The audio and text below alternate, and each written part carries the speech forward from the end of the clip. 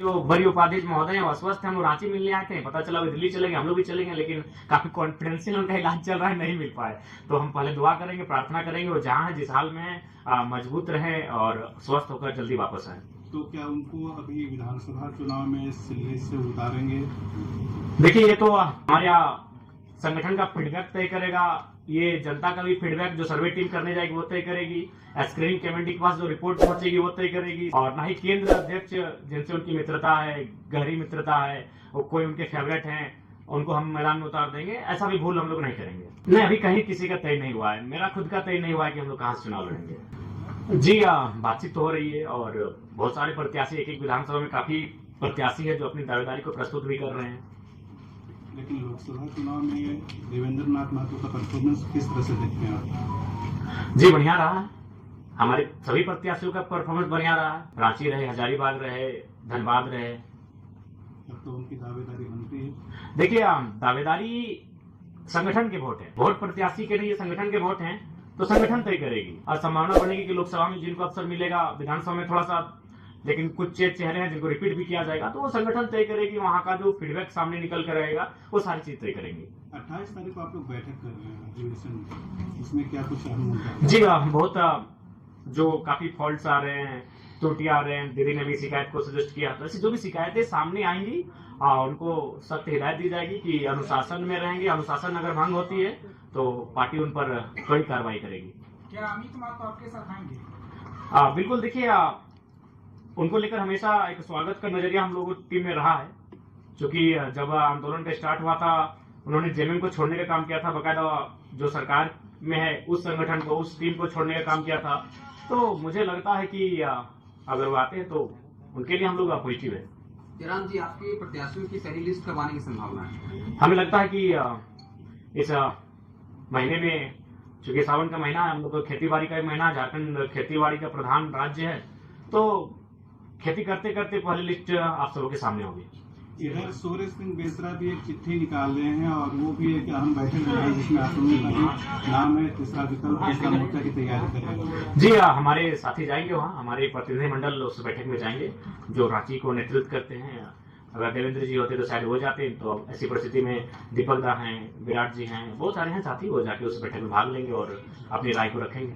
तीसरा मोर्चा की तरफ आप लोग देख रहे क्या झारखंड में? जिस तरह से दो धड़ा बढ़ चुका है, इंडिया गठबंधन हो गया, एनडीए गठबंधन। जी हम लोग तीसरे विकल्प की ओर बढ़ रहे हैं और अगर विचारधाराएं समान चलती हैं तो नो डाउट हम लोग आएंगे एक साथ। देखिए, जहां तक पार्टी के रजिस्ट्रेशन का सवाल है, अंतिम पड़ाव की ओर है और हमें आशा है कि एक सप्ताह के भीतर हम लोग का पार्टी का रजिस्ट्रेशन नंबर अलॉटमेंट कर दिया जाएगा। कुछ त्रुटियां आई, चूंकि कुछ लोग केंद्र तक पहुंचे थे कि हमारी पार्टी का रजिस्ट्रेशन ना हो, हमें बुरी तरह हराई है, इतना बुरी तरह हराई है कि हम लोग 2029 में चुनाव लड़ने का हौसला न रख पाए, ऐसे हराई है हमें। लेकिन आप पार्टी रजिस्ट्रेशन को डिस्टर्ब करते हैं, ये थोड़ा सा एक लोकतांत्रिक देश में उचित नहीं था। संसद बजट पास हुआ है, झारखंड को जो कुछ मिला है, क्या आप उससे संतुष्ट हैं? नहीं, बिल्कुल संतुष्ट नहीं है। झारखंड को जो मिला है बहुत सारी खामियां हैं और हम लोग संसद की जब आपने बात कही है तो हम जितने भी हमारे 14 नवनिर्वाचित सांसद चुन के गए हैं उनसे भी हमारा संदेश होगा कि जो झारखंड को एक विशेष राज्य दिलाने के लिए अपनी आवाज को बुलंद करें और विशेषकर जो झारखंड के जमीन संबंधित कानूने हैं उनको लेकर अपनी आवाज को बुलंद करें। झारखंड के जो विस्थापितों के मामले हैं उनको लेकर अपनी आवाज बुलंद करें। और आपके बातों ही बातों में पता चली कि आज केंद्रीय मंत्री भी आए हैं, तो अगर उन तक हमारी आवाज नो डाउट जाएगी ही, कहीं ना कहीं उनके कानों तक जाएगी किसी न किसी माध्यम से। कोयलांचल के जो विस्थापित थे उनके कलेजे में जो आग लगी उसको भी देखकर जाइएगा। और सांसदों से आग्रह होगा विशेषकर जमीन कानूनों को, क्योंकि मैं 2 सालों से लगातार मैं कह रहा हूं, आज अगर मेरे घर में सबसे ज्यादा शिकायतें कहीं से आई है तो जमीन संबंधित आई है। जमीन संबंधित इसलिए आई है क्योंकि ये बिल गेट्स ने दुनिया को बताया है कि आज के डेट में सबसे बड़ी संपत्ति कुछ है तो वह जमीन है। तो इसलिए यहाँ के लोगों की जमीनों पर जोरदार लूट मची है। अभी उस समय जब सीएनटी और एसपीटी की कानूनें हैं, इन कानूनों को धराशायी करते हुए लूट जब मची है, तो ऐसे में सोच सकते हैं कि आम व्यक्ति न्याय के लिए कितना संघर्ष कर रहा है।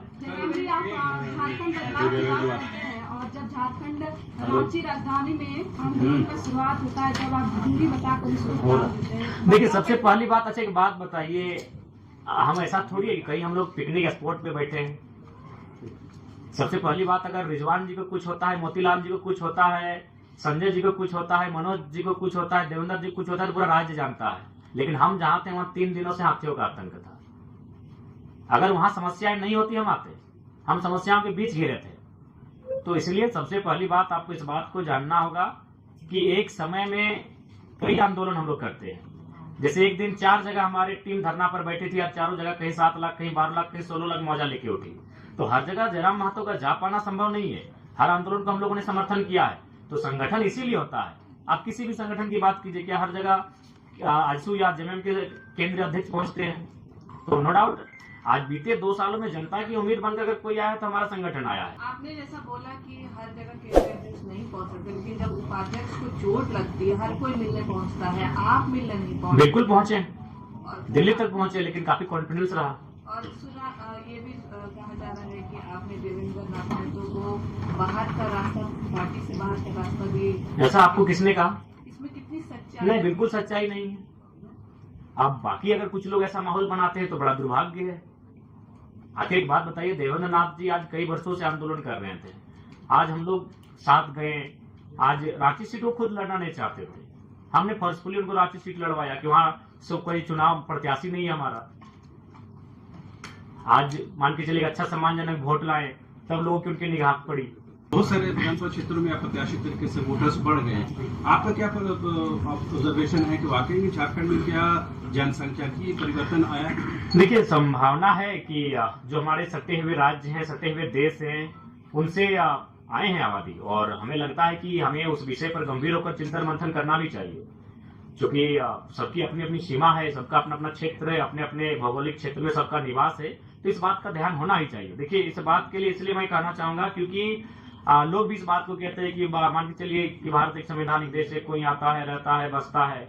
लेकिन मैं बार बार इस बात को कहता हूं कि अगर कोई आके यहाँ बसता है और उसके बसने से अगर हमारी जो आबादी है उस पर अगर कोई प्रतिकूल प्रभाव ना पड़े तो स्वीकार कीजिए, लेकिन अगर उस पर अगर प्रतिकूल प्रभाव पड़ता है, उनकी भाषा, संस्कृति, परंपरा, उनके, तो मुझे लगता है वहाँ प्रतिबंधित क्षेत्र होना चाहिए। जयराम महतो युवाओं का नेता रहा है,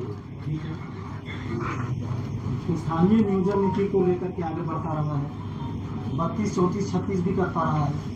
अब जो भाजपा के साथ जो संबंध गहरे होते जा रहे हैं, ऐसे में किसने कहा गहरे होते जा रहे हैं?